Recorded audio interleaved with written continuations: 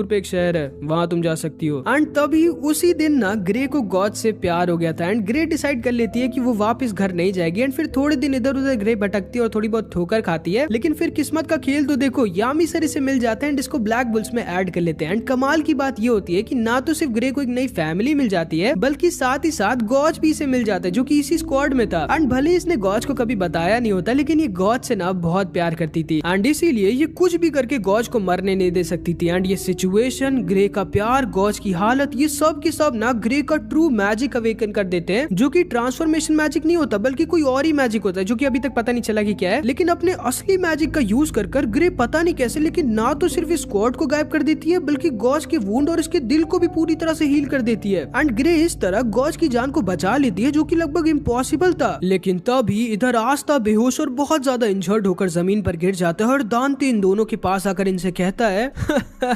एक और arcane stage magic night, बाप रे आज तो मेरी लॉटरी लग गई है शायद। ध्यान से सुनो तुम दोनों को मेरे साथ चलना होगा। एंड ये दोनों बहुत ज्यादा डर जाती हैं, लेकिन तभी एक आदमी दांते और इन दोनों के बीच की जमीन को काट कर इन दोनों को अलग कर देता है, जो कोई और नहीं बल्कि हमारे कैप्टन यामी होते हैं। एंड कैप्टन यामी इससे कहते हैं, ओए माफ करना, लेकिन मेरी स्क्वाड के साथ तुमने जो किया है उसके लिए तुम बहुत बुरा पिटने वाले हो। यामी सुके हीरो, तो फाइनली हम दोनों मिल ही गए। माफ करना दोस्त, लेकिन तुम्हें मेरे साथ चलना होगा, लेकिन तुम मुझे अपने साथ तब लेके जाओगे ना जब जिंदा बचोगे।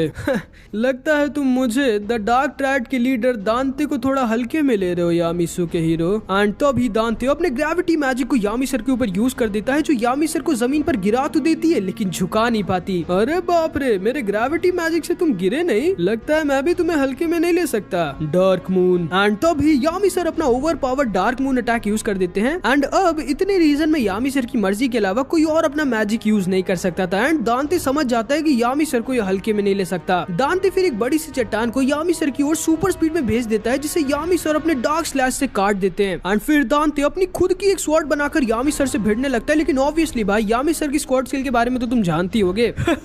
आज सालों बाद मुझे फिर से लड़ने में मजा आ रहा है। तुम तो कमाल हो यामी सुके हीरो। चुप्पे पागल, काश मैं तुम्हें मार पाता यामी सुके हीरो, लेकिन कोई बात नहीं, तुम्हें हराने के बाद वो दोनों सुंदर लड़कियां मुझे पसंद करने लगेंगी। दांते अपनी सुपर स्पीड का यूज कर रहा होता है एंड यामी सर को इनके डार्क रूम में फंसा दिया होता है अपनी ग्रेविटी मैजिक की मदद से। लेकिन तभी यामी सर बोलते हैं माना जोन। एंड जैसे ही दांते एक मिली सेकेंड के लिए रुकता है, यामी सर अपनी स्वॉर्ड को दांते के आर पार निकाल देते हैं। भाई दांते को यकीन नहीं होता कि ये क्या हुआ, यामी सर इतने ज्यादा फास्ट है क्या। एंड पहली बार दांते अपना इतना सारा देखता है। एंड फिर यामी सर इससे बोलते हैं मेरे रहते तुम मेरी स्क्वाड को छू भी नहीं सकते। एंड फिर इधर हम देखते हैं लोरो पेचिका बहुत टेंशन में होती है, लेकिन तभी एक डार्क डिसाइबल